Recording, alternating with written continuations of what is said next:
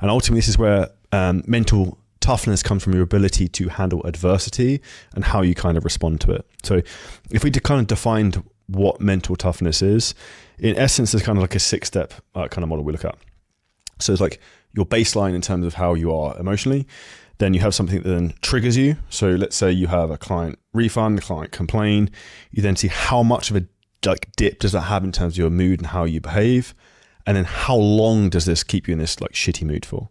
This is one of the big things you want to look back is like the bounce back rate from that. So like, do you stay in a bad mood for 2 minutes, 5 minutes, 5 hours, 5 days, 5 months? Because I see some people, they have something that doesn't go their way and it's only a minor thing. And in the reality is that they're letting it disrupt their entire month because they've had a bad few days. The reality is you have to have the ability to bounce back and then be able to bounce back bigger from that. Now, bad events are essentially like a violation of our preferences and the things we want to have happen. It's the opposite of what you want. And as your business grows and you get more success in life, you will have to understand that you can't control everything and you can't control the way people behave, but you can control the way you respond to these situations, which is the most important thing. Now, if we break this down into 4 different components, so we have tolerance, fortitude, resilience, and adaptability. So tolerance is basically how much hardship you can endure between behavior changes. So this is your ability to do hard shit and consistently keep doing it. Now, this can be you in terms of the ability of hard work and stress you can handle, how much hard training you can handle, how much you can maybe allow yourself to maybe deprive yourself of sleep and the other things you need to do to sometimes kind of be successful.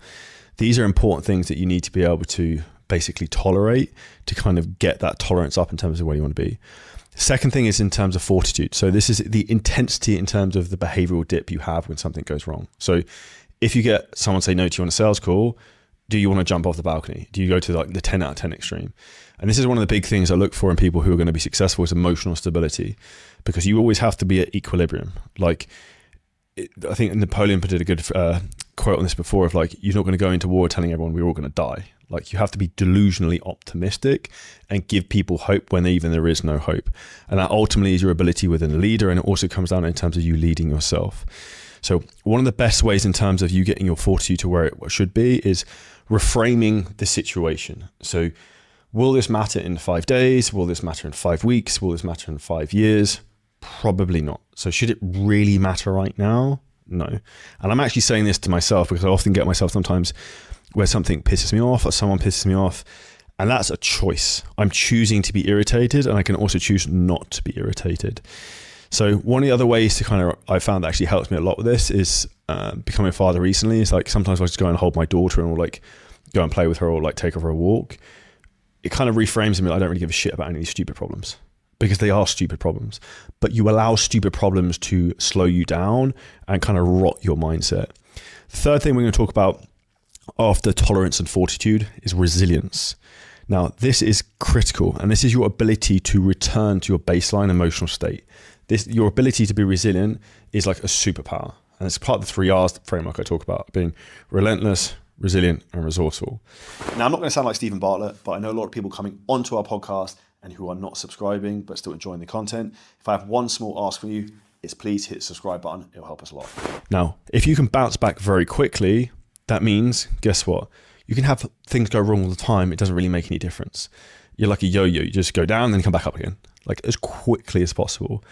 The ultimate thing you want to do is you want to avoid being down for as long as possible, because when you're in a down state, you have a contracted mindset, not an expansion mindset.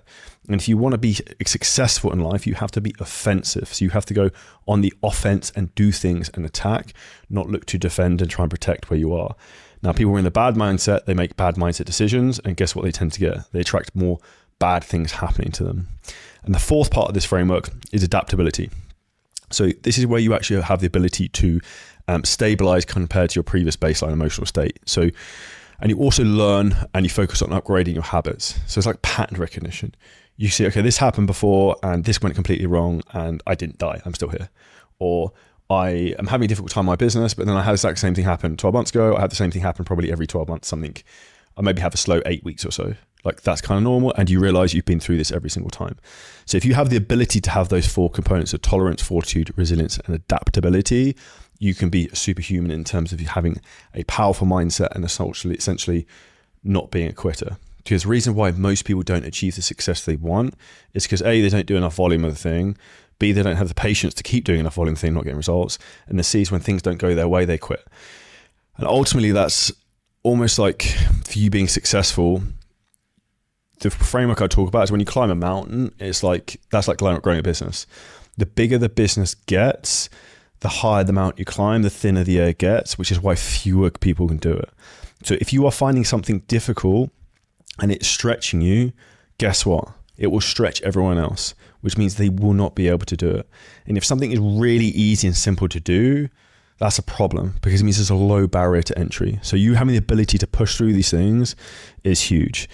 Now, if we look at this from a mental standpoint, one of the things that people have to understand is that everything that happens to you is going to cause some form of trauma always. So it can be positive trauma and a negative trauma.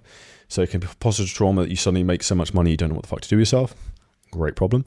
But then you see people kind of go off the rails, like a friend of mine, Mike Redor, who we did in the podcast, sold a business for $300 million, lost all his money because he had a trauma that he didn't know how to handle that much money. Now, the other things you can look at in terms of issues that can kind of go wrong is going to be like personal issues. People are always going to have problems in their life, and often one of the reasons I see people struggle with their business is they let personal issues run into their actual life and affect their performance. And like, even an example before this, my cat had shit all over itself that I had to just kind of clean up and deal with, which is not an ideal situation before I want to go and try and film a podcast. And I was really, really pissed off.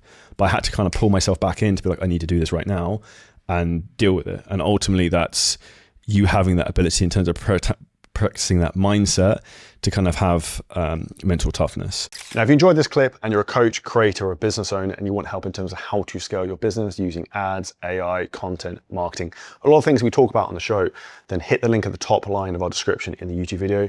You can book on a call with us and we'll walk through the whole process, audit your business, and show you where there's huge, huge opportunities for you to scale.